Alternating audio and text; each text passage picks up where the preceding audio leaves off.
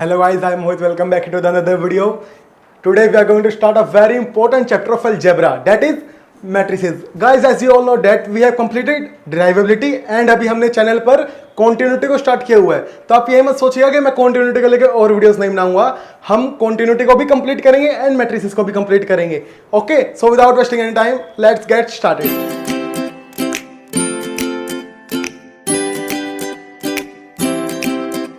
देखिए friend, matrices किसी भी चीज को स्टार्ट करने से पहले हम उसकी डेफिनेशन क्लियर होनी चाहिए, अदरवाइज हमें वो टॉपिक हम कितना उसको एक्सपेंड करते जाए हमें क्लियर नहीं होगा. ठीक है, तो मैट्रिसेस की डेफिनेशन हमको क्या कहती है? It is a rectangular representation of the element in the symbol square bracket, small bracket, और इसको हम कुछ नाम नहीं देंगे, इसको आप कुछ भी बोल सकते हो, इन रोज एंड कॉलम्स, इसका मैट्रिसेस. चलो डेफिनेशन तो हमने देख ली, अब इसका मतलब क्या है मैं आपको एकदम सिंपल लैंग्वेज में क्लियर करता हूं. Matrices is generally a representation of any data in rows and columns in square bracket. Generally हम स्क्वायर ब्रैकेट का यूज करते हैं, इसीलिए मैं आपको यहाँ पे स्क्वायर ब्रैकेट्स बोल रहा हूं. अब मैं आपको एक एग्जांपल के हेल्प से समझाता हूं. देखिए, suppose Rehan, Shyam and Radhika are 3 persons. ठीक है, इनके पास क्या है? Books and pens. मैं लिख लेता हूं कितने इनके पास बुक्स एंड कितने इनके पास पेन्स है. 5, 8, 10, 15, 5, 5. अब देखिए फ्रेंड, मेरे पास ये डाटा है, ये डाटा मेरे पास टेबुलर फॉर्म के अंदर है. ठीक है, मैंने आपको मैट्रिसेस की डेफिनेशन क्या समझाई कि एक रेक्टेंगुलर जनरली रिप्रेजेंटेशन है ये किसकी? एलिमेंट्स की. ठीक है, इन rows and columns, and generally हम सिंबल का यूज करते हैं? स्क्वायर ब्रैकेट्स का. ओके, अब इस डाटा को हम मैट्रिक्स के फॉर्म में लिखना चाहते हैं, वो हम लेटर ऑन डिस्कस करेंगे. सबसे पहले इस डाटा के अंदर काफी चीजें समझनी है हमको. देखिए, हम समझते हैं. In this data the vertical line represent the column. Vertical line जो हमारे पास ये लाइंस होती है, ये क्या रिप्रेजेंट करती है? कॉलम्स. इस पर्टिकुलर डाटा के अंदर मेरे पास 2 कॉलम्स है. ठीक है, and the horizontal line represent the rows. जो ये हमारे पास हॉरिजॉन्टल लाइन है, ये क्या रिप्रेजेंट करती है फ्रेंड? रोज को. इस पर्टिकुलर डाटा के अंदर मेरे पास क्या है? 3 रोज है. ठीक है, तो चलो रोज का मतलब भी क्लियर हो गया एंड कॉलम का मतलब भी क्लियर होगा. अब इस पर्टिकुलर डाटा को हम मैट्रिक्स के फॉर्म में लिखना चाहते हैं, तो वो हम कैसे लिखेंगे? सिंपली हम इसको स्क्वायर ब्रैकेट्स के अंदर लिख देंगे. अब आप कहोगे चलो स्क्वायर ब्रैकेट के अंदर तो लिख दिया, अब ये वाली सारी इंफॉर्मेशन इससे कैसे क्लियर होगी?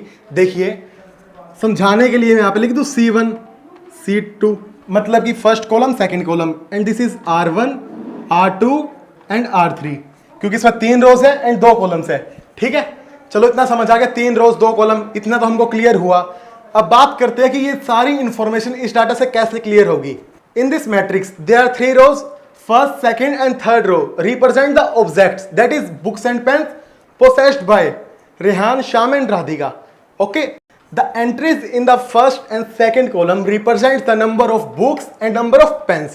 ठीक है, फर्स्ट एंड सेकंड कॉलम में जो जो मेरे पास एंट्री है, ये number of book and number of pen को रिप्रेजेंट करती है. आई होप फ्रेंड कितना आपको क्लियर हो गया होगा. अब देखिए, ये मेरे पास मैट्रिक्स था. अब चलो, ये तो मैंने एक पर्टिकुलर एग्जांपल के ऊपर बात की है. अब आप कहोगे यार कुछ जनरलाइज बताओ, तो मैं आपको एक जनरलाइज रिजल्ट बता देता हूं मैट्रिक्स का, कि हम जनरलाइज कैसे लिखते हैं मैट्रिक्स को. मैट्रिक्स को हम जनरली डिनोट करते हैं कैपिटल लेटर से, सिंगल कैपिटल लेटर, जैसे ABC. मैं यहां पर A से डिनोट कर रहा हूं. ठीक है, एंड देन स्क्वायर ब्रैकेट्स तो मैंने आपको सिखाई है. जनरली हम स्क्वायर ब्रैकेट्स का यूज करते हैं, स्मॉल ब्रैकेट एंड ये डैशेस का यूज हम काफी कम करते हैं. जनरली जो हमारी बुक में है स्क्वायर ब्रैकेट का यूज किया हुआ है. ठीक है, इसके अंदर हम लिखते हैं AIJ एंड यहां पर लिखते हैं हम M×N. AIJ की बात अभी हम करते हैं. सबसे पहले हम बात करते हैं कि M×N का क्या मतलब है. देखिए फ्रेंड, इस मैट्रिक्स के अंदर 3 रोज है एंड 2 कॉलम्स है. This matrix has 3 rows and 2 columns. तो इसका ऑर्डर मेरे पास क्या बना? 3×2. अब बात आती है कि हम ऑर्डर कैसे निकालते हैं. देखिए, मैं आपको ऑर्डर निकालना सिखाता हूं मैट्रिक्स का. Order of a matrix. Matrix का ऑर्डर निकालने के लिए फ्रेंड हम क्या करते हैं? रो इंटू कॉलम. रो इंटू कॉलम. रो को हम जनरली M लिख देते हैं एंड कॉलम को हम जनरली N लिख देते हैं. अब इसके अंदर 3 रो थी तो मैंने यहाँ पे 3 लिख दिया एंड 2 कॉलम थे तो मैंने यहाँ पे 2 लिख दिया. ठीक है, अब चलो row into column, that is order. तो हमको समझ आ गया, यानी इतना काम हमारा क्लियर हुआ। अब ये ए आई जे क्या चीज है ये मैं आपको बताता हूं।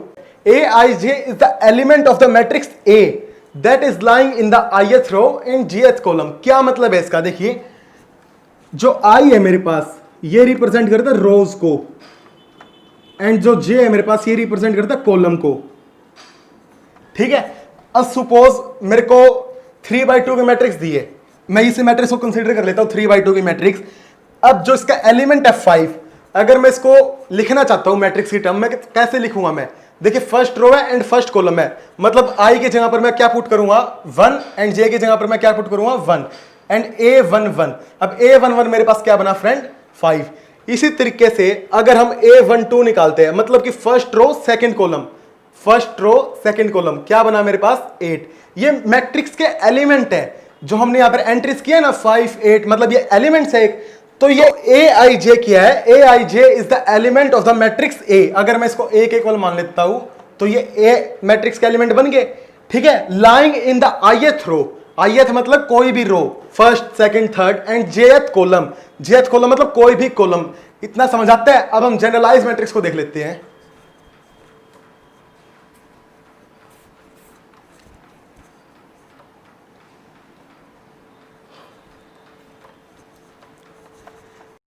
देखिए फ्रेंड मैंने आपको मैट्रिक्स बताया कि A is equal to a i j m cross n. M cross n आपको क्लियर है कि ऑर्डर है मैट्रिक्स का, करेक्ट। एंड ए आई जे भी आपको क्लियर हो गया होगा। A i j is the element of the matrix A lying in the ith row and jth column. मैं एक बार दोबारा लिख देता हूं। आई क्या डिनोट करता है फ्रेंड रोज को, एंड जे क्या डिनोट करता है कॉलम्स को, करेक्ट। तो चलिए अब हम एम क्रॉस एन की मैट्रिक्स को बना लेते हैं। अब देखिए गाइस एम क्रॉस एन की मैट्रिक्स की स्टार्टिंग तो फर्स्ट रो से ही होगी। जीरो रो तो हमारे पास कुछ होते ही नहीं, रो तो 1 ही आएगी एंड कॉलम भी 1 आएगा। तो मतलब कि फर्स्ट एलिमेंट मेरे पास क्या आएगा A11, क्योंकि जीरो तो कुछ होता ही नहीं ना। रोज की बात कर रहे हैं तो हम फर्स्ट रो से स्टार्ट होगा, एंड कॉलम की बात करें तो फर्स्ट कॉलम से स्टार्ट होगा A11। अब इसी तरीके से अगर मैं सेकंड कॉलम में जाऊं फर्स्ट रो में ही तो क्या बन गया A12 A13, मतलब कि first row first column, first row second column, first row third column. ये कॉलम्स है ना मेरे पास ऐसे, एंड ये मेरे पास रोज होती है, ठीक है।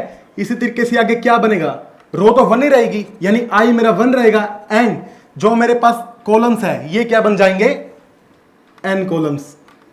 तो चलो फर्स्ट रो की कहानी क्लियर। अब बात आती है सेकंड रो की। सेकंड रो है तो आई मेरा क्या फिक्स रहेगा 2, क्योंकि सेकंड रो के लिए आई तो 2 ही लगाएंगे ना हम, एंड कॉलम कौन सा है फर्स्ट, कॉलम 1 ही है ये। देखिए मैं आपको समझाने के लिए लिख लेता हूं। ये C1 है मेरे पास, C2 C3 C4 up to CN।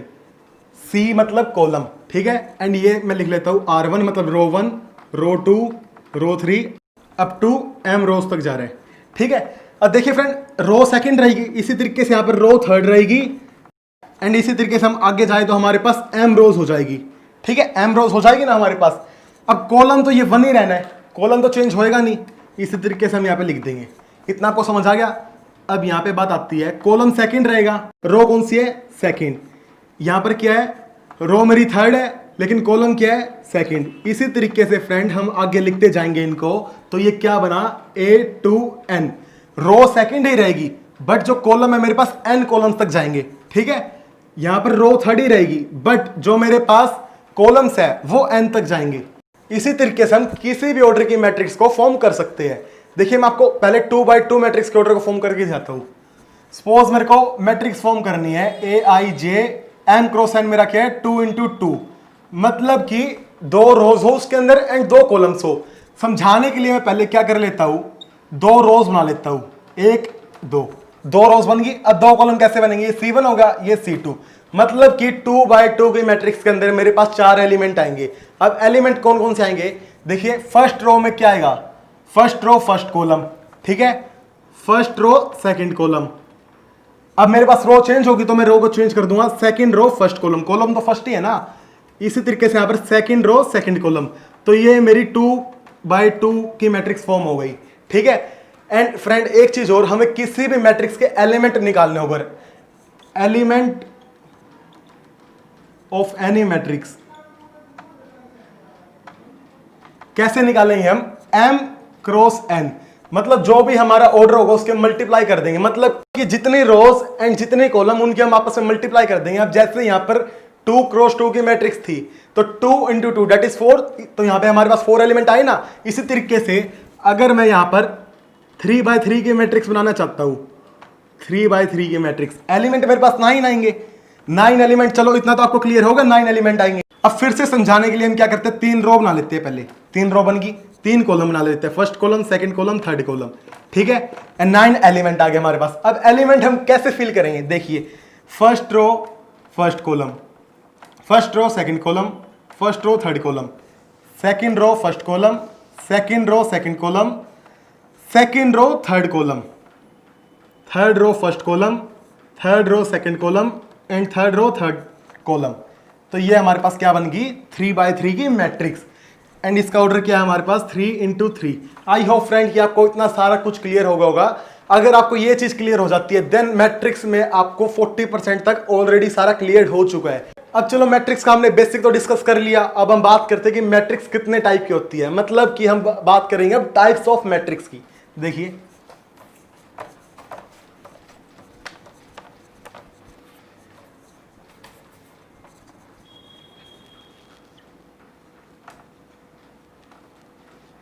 Types of matrix, काफी टाइप की मैट्रिक्स हमारे पास, मैं आपको वन बाय वन करके सभी समझाता हूं। फर्स्ट मैट्रिक्स मेरे पास आती है फ्रेंड रो मैट्रिक्स,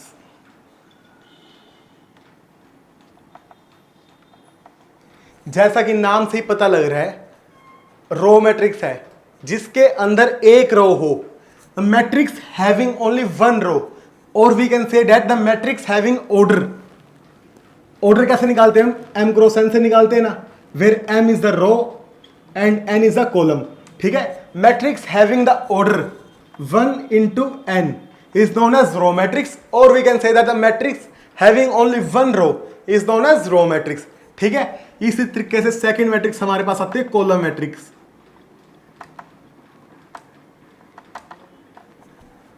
अब कॉलम मैट्रिक्स लिखते ही आपने आइडिया लगा लिया होगा, हाँ कि रो मैट्रिक्स में क्या था, एक रो थी एंड उसका ऑर्डर क्या था 1 into n। इसी तरीके से कॉलम मैट्रिक्स में क्या होएगा, एक कॉलम होएगा, और वी कैन से दैट कि उस मैट्रिक्स का ऑर्डर क्या होएगा m into 1। Yes you are right, column matrix are the matrix which have only one column, और वी कैन से दैट कि कॉलम मैट्रिक्स का ऑर्डर हमारे पास क्या होता है m into 1, करेक्ट।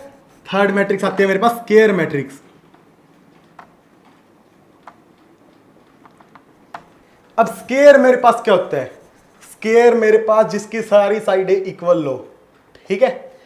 तो स्क्वायर मैट्रिक्स का क्या मतलब है, ऐसी मैट्रिक्स जिसके अंदर number of rows is equal to number of column equal हो, और वी कैन से दैट जिसका order m is equal to n हो, ऐसी मैट्रिक्स को हम क्या बोलेंगे, स्क्वायर मैट्रिक्स। फोर्थ टाइप आती है मेरे पास मैट्रिक्स की रेक्टेंगुलर मैट्रिक्स।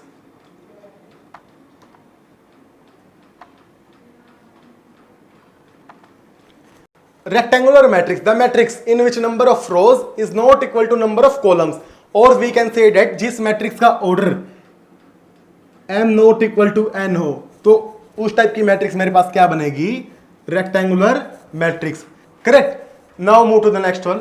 फिफ्थ मैट्रिक्स मेरे पास आती है फ्रेंड डायगोनल मैट्रिक्स।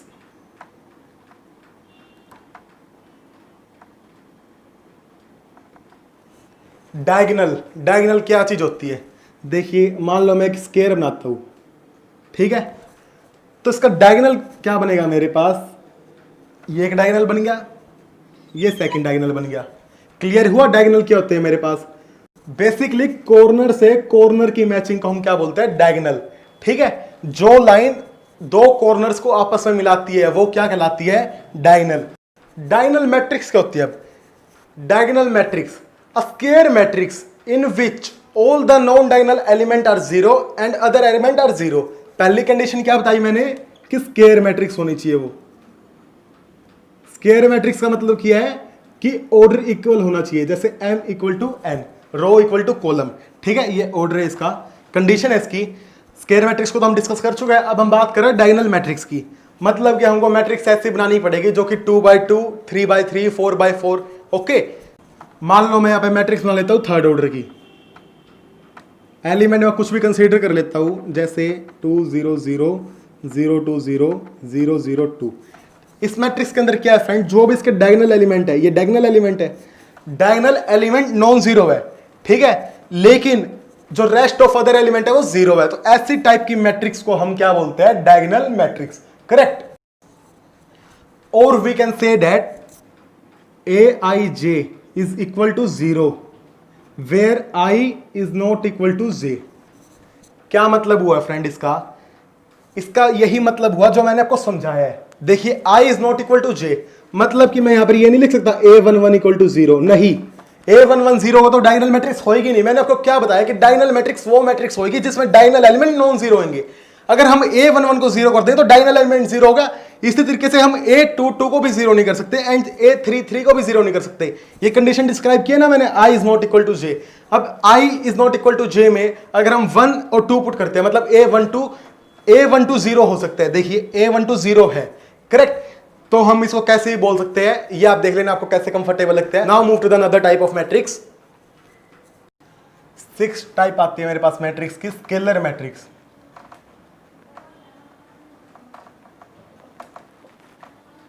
पहले मैं आपको इसको एग्जांपल से समझाता हूं, देन हम डेफिनेशन की ओर जाएंगे।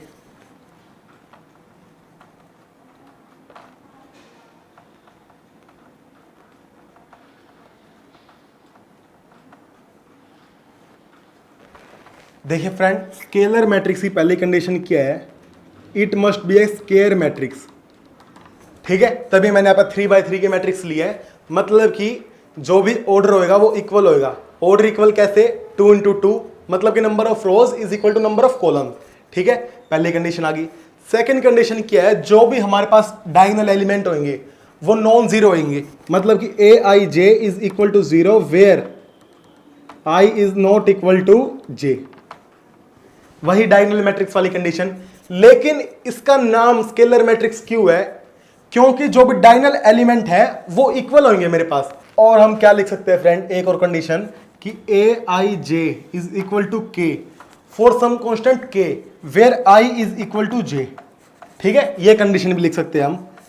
मतलब क्या है कि जो भी मेरे पास डायगोनल एलिमेंट्स होंगे फ्रेंड वो सारे इक्वल होंगे एंड जो रेस्ट ऑफ अदर एलिमेंट होंगे वो सभी जीरो होंगे, करेक्ट।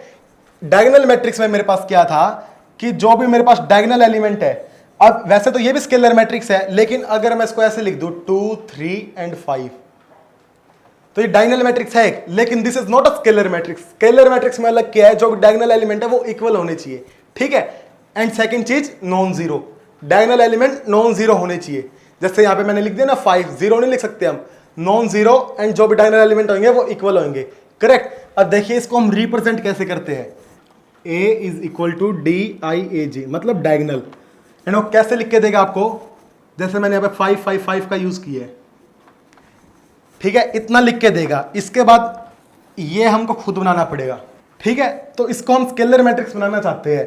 इसका मतलब क्या कि डायगोनल एलिमेंट हमारे पास 5 5 5 है and rest of other element क्या है, 0। क्योंकि उसने हमको 3 कॉलम दे दिए तो हम 3 रोज ही बनाएंगे। क्यों, क्योंकि स्केलर मैट्रिक्स की कंडीशन क्या है, it must B square matrix. Generally हम अदर लैंग्वेज में क्या बोल सकते हैं कि डायगोनल मैट्रिक्स, ये डायगोनल मैट्रिक्स है जिसके अंदर सभी डायगोनल एलिमेंट इक्वल है, करेक्ट। आई होप फ्रेंड कि आपको क्लियर हो गया होगा। तो चलिए अब हम 7 टाइप की मैट्रिक्स को देख लेते हैं।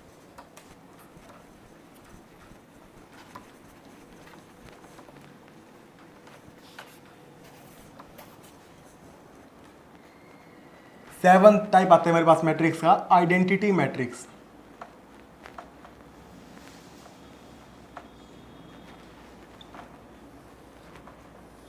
अब जैसा कि नेम सजेस्ट कर रहा है आइडेंटिटी, आइडेंटिटी का मतलब क्या होता है, 1। इसकी कंडीशन क्या है, फर्स्ट कंडीशन मैं लिख भी देता हूं यहां पे, कंडीशन क्या है इसकी, it must be a square matrix. पहली कंडीशन क्यों स्केयर मैट्रिक्स होनी चाहिए। And second, as a name suggest identity, all the principal diagonal element are 1 and other are 0। Example देके समझाता हूं मैं। देखिए स्केयर मैट्रिक्स है तो हम 2 by 2 भी कंसीडर कर लेते हैं, ऑर्डर इक्वल मानना पड़ेगा ना, रोज इज इक्वल टू कॉलम। अब क्योंकि आइडेंटिटी मैट्रिक्स है तो प्रिंसिपल डायगोनल के एलिमेंट 1 एंड अदर आर 0। इसमें हम कोई और एलिमेंट नहीं लिख सकते क्योंकि आइडेंटिटी का मतलब ही क्या होता है, 1। ठीक है, तो इस टाइप की मैट्रिक्स हम क्या बोलते हैं, आइडेंटिटी मैट्रिक्स। 8 टाइप की मैट्रिक्स आती है फ्रेंड मेरे पास। Zero matrix, zero matrix, the matrix in which all the element are zero, जैसे 0 0 0 0। तो ये किस टाइप की मैट्रिक्स है मेरे पास, zero matrix. 9th type, triangular matrix.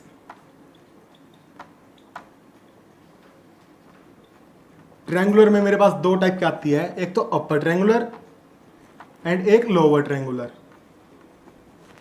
Example की हेल्प से समझाता हूं मैं।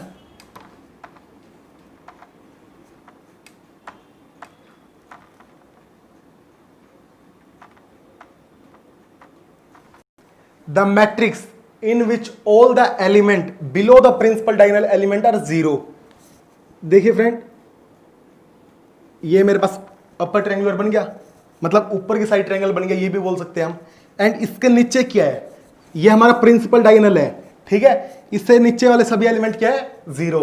The matrix in which all the element below the principal diagonal element are zero. ठीक है, अब अपर आपको समझ आ गया, देन लोअर भी समझ आ जाएगा। अब देखिए फ्रेंड, अपर ट्रायंगुलर में मेरे पास क्या था, ऊपर की तरफ ट्रायंगल बन रहा था एंड ट्रायंगल से नीचे की तरफ जो भी एलिमेंट है सभी जीरो थे। मतलब कि प्रिंसिपल डायगोनल से नीचे वाले एलिमेंट जीरो थे, इसमें क्या होगा, प्रिंसिपल डायगोनल से ऊपर वाले एलिमेंट जीरो बन जाएंगे। देखिए मैं आपको बना के दिखा देता हूं। 157 प्रिंसिपल डायगोनल है।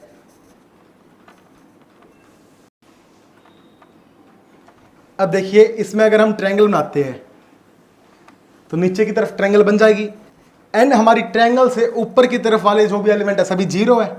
और अगर हम थोड़ा अच्छे से बोलना चाहें तो ये बोल सकते हैं कि प्रिंसिपल डायगोनल से ऊपर की तरफ वाले एलिमेंट सभी जीरो है। तो लोअर ट्रायंगुलर मैट्रिक्स कौन सी होती है, the matrix in which all the element above the principal diagonal element are zero. ठीक है, एंड अपर ट्रायंगुलर मैट्रिक्स कौन सी हुई, the matrix in which all the element below the principal diagonal element are zero. Correct, तो ये हमारे पास थी triangular matrix.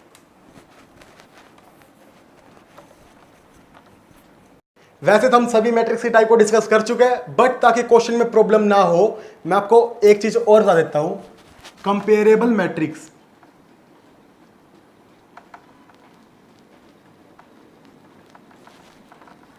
जैसे कि नाम से क्लियर हो रहा है, कंपेयर। कंपेयर हम किसी भी दो चीज का करते हैं, एक चीज का कंपेयर नहीं करते, हम हमेशा दो चीजों का कंपेयर करते हैं या फिर दो से ज्यादा। हम दो मैट्रिक्स को कंपेयर करेंगे। दो मैट्रिक्स का कंपेयर हम किन किन कंडीशन पे करेंगे, देखिए मैं आपको एक एग्जांपल खेल से समझाता हूं। मान लो दो कंपनी की गाड़ी है, ठीक है, हम उन दोनों गाड़ियों का कंपेयर करना चाहते हैं, तो हम उन्हीं दोनों गाड़ियों का कंपेयर करेंगे ना जो सेम प्राइस सेगमेंट में होगी।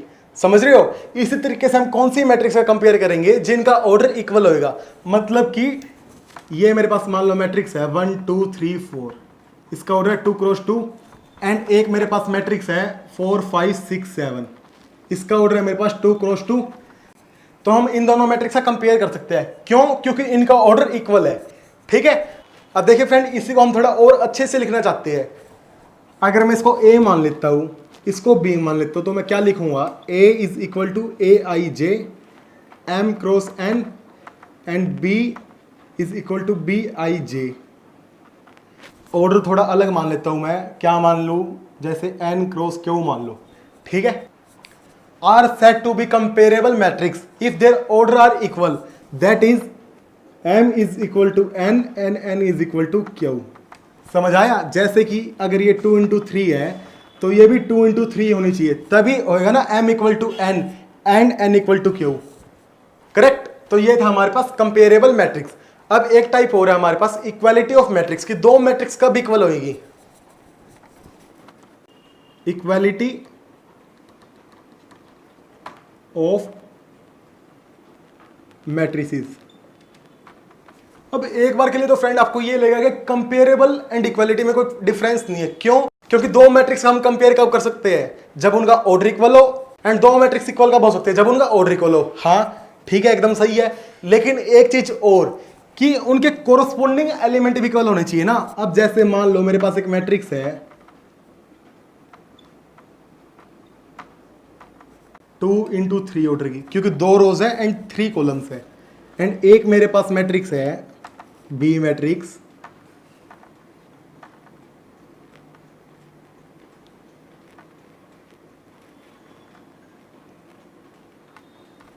ठीक है।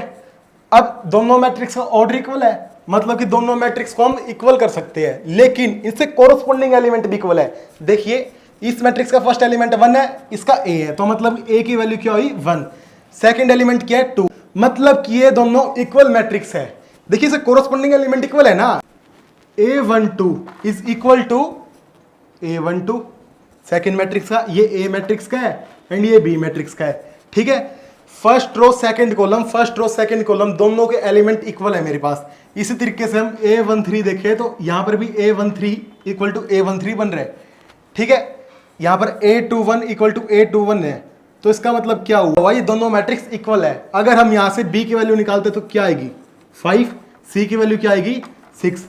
करेक्ट। ये आगे हमारे पास इस टाइप के काफी क्वेश्चन आएंगे। मैंने आपको पहले ही बता दिया कि दो मैट्रिक्स कंपेरेबल कब होगी एंड दो मैट्रिक्स कब इक्वल होती है। ओके, इस रिजल्ट को भी हम थोड़ा बेटर बना सकते हैं। कैसे बनाते हैं, देखिए हम लिख सकते हैं AIJ is equal to BIJ।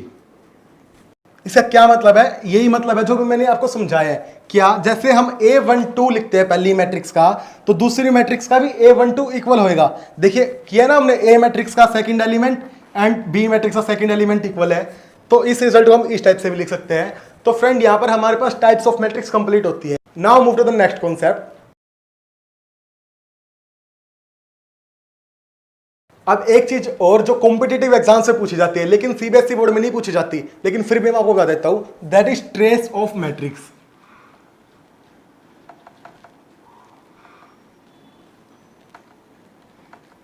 किसी भी मैट्रिक्स का हमको ट्रेस निकालना हो तो हम कैसे निकालेंगे, sum of principal diagonal. Principal diagonal क्या होता है, देखिए 1 2 3 4 5 6 7 8 9, मेरे पास कोई भी एक मैट्रिक्स है, इसका प्रिंसिपल डायगोनल क्या है 1 5 एंड 9। ये मेरे पास डायगोनल एलिमेंट है इसके, या फिर प्रिंसिपल डायगोनल एलिमेंट बोल लो। ठीक है, अगर मैं इस मैट्रिक्स का ट्रेस निकालना चाहता हूं तो मैं सिंपली क्या कर दूंगा, trace of matrix A is equal to 1 + 5 + 9 that is equal to 15। तो इस मैट्रिक्स का ट्रेस मेरे पास क्या आ गया 15। इस तरीके से हम ट्रेस ऑफ मैट्रिक्स को फाइंड कर लेते हैं। करेक्ट। अब हम कुछ ऑपरेशन देख लेते हैं मैट्रिक्स के ऊपर। ऑपरेशन कैसे, जैसे एडिशन, सब्ट्रैक्शन, मल्टीप्लिकेशन। देखिए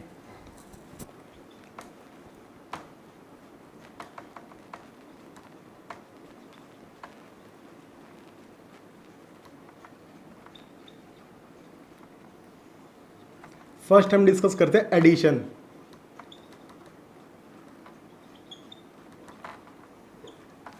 दो मैट्रिक्स को हम कब ऐड कर सकते हैं, जब उनका ऑर्डर इक्वल होगा। Addition of two matrix is only possible when their orders are equal. एक एग्जांपल की हेल्प से बताता हूं मैं आपको। मेरे पास कोई मैट्रिक्स है A एंड B मैट्रिक्स है मेरे पास,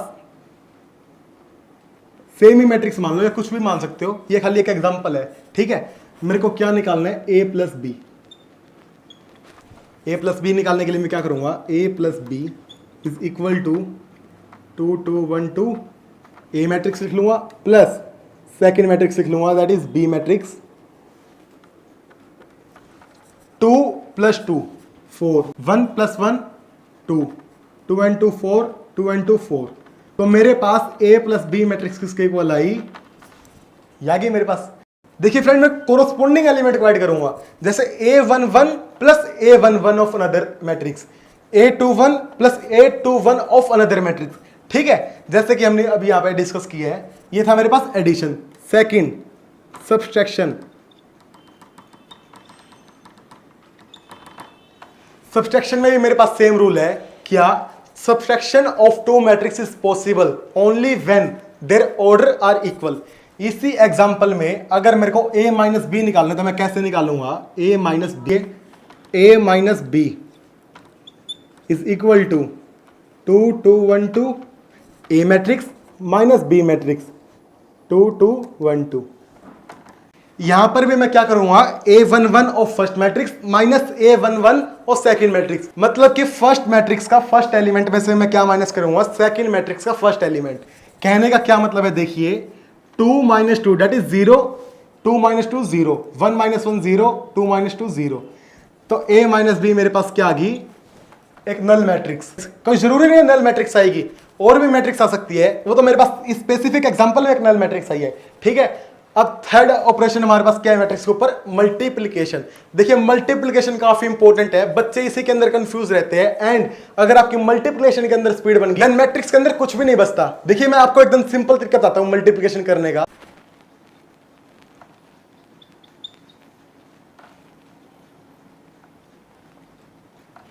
मल्टीप्लिकेशन ऑफ मैट्रिक्स,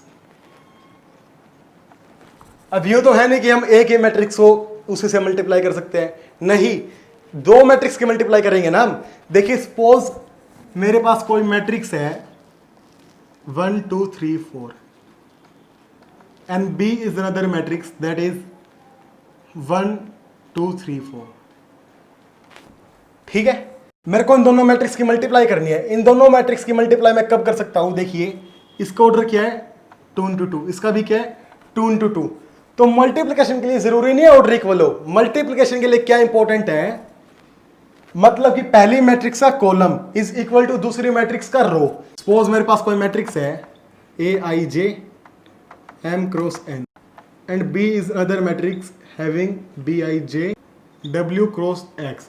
इन दोनों मैट्रिक्स की मल्टीप्लिकेशन करना चाहता हूं मैं, तो इन दोनों मैट्रिक्स की मल्टीप्लिकेशन कब पॉसिबल है, जब एन इक्वल टू डब्ल्यू होएगा।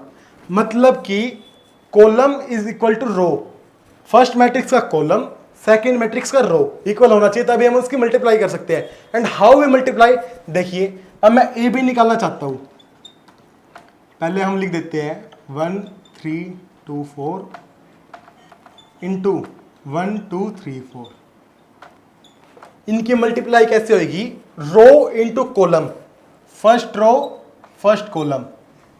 देखिए 1 इंटू 1, 1 इंटू 1 क्या बनेगा 1। एंड माइंड इट फ्रेंड कि जो भी मेरे पास नई मैट्रिक्स आई है वो किस ऑर्डर की होगी, m इंटू एक्स ऑर्डर की, ठीक है। अब देखिए ये मैट्रिक्स किस ऑर्डर की है 2 इंटू 2, ये वाली मैट्रिक्स किस ऑर्डर की है 2 इंटू 2। अब column in A is equal to rows in B, ये इक्वल है मेरे पास, तो इनकी मल्टीप्लिकेशन पॉसिबल है। एंड मल्टीप्लाई कैसे करते हैं हम, रो इंटू कॉलम। देखिए फर्स्ट रो की फर्स्ट कॉलम के साथ 1 इंटू 1 प्लस 2 इंटू 2, ठीक है। इसी तरीके से second row first column, step by step करते जाना है। देखिए 3 into 1 3 plus 4 into 2 that is 8। अब फर्स्ट रो की सेकेंड कॉलम के साथ मल्टीप्लाई करेंगे हम, 1 इंटू 3 डेट इज 3 प्लस 4 2 जा 8, ठीक है।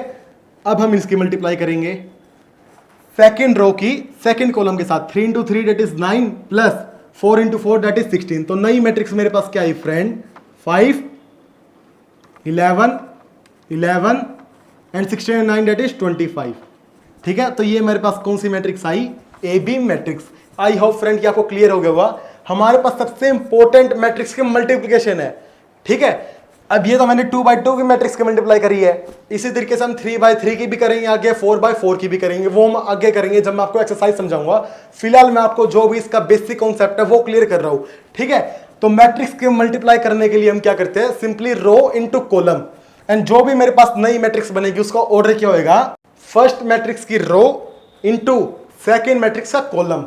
देखिए अगर मेरे पास कोई मैट्रिक्स हो, मान लो ए आई जे, मेरे पास मैट्रिक्स है 3 इंटू 2 ऑर्डर की, एंड बी मेरे पास मैट्रिक्स है बी आई जे, ये मेरे पास किस ऑर्डर की है फ्रेंड 3 इंटू 4। अब मैं इनकी मल्टीप्लाई करना चाहता हूँ, तो देखिए 2 इंटू 3 इक्वल नहीं है, तो इसका मतलब इसकी मल्टीप्लाई ही पॉसिबल नहीं है, ठीक है। अगर इसी तरीके से मैं यहाँ पे 2 कर देता हूँ, अब इनकी मल्टीप्लाई पॉसिबल है, तो नई मैट्रिक्स मेरी किस ऑर्डर की आएगी 3 इंटू 4 ऑर्डर की, करेक्ट। तो ये था हमारे पास मल्टीप्लिकेशन ऑफ मैट्रिसेस। अब इसके बाद एक चीज आती है हमारे पास elementary transformation, that is row transformation and column transformation. वो कब क्लियर होगी, वो हमको सम से ही क्लियर होगी, उसका कोई बेसिक कंसेप्ट नहीं है। जब मैं आपको सम समझाऊंगा तभी मैं आपको वो क्लियर कर दूंगा, ओके। अब हम बात करते हैं कि ट्रांसपोज ऑफ मैट्रिक्स क्या होता है।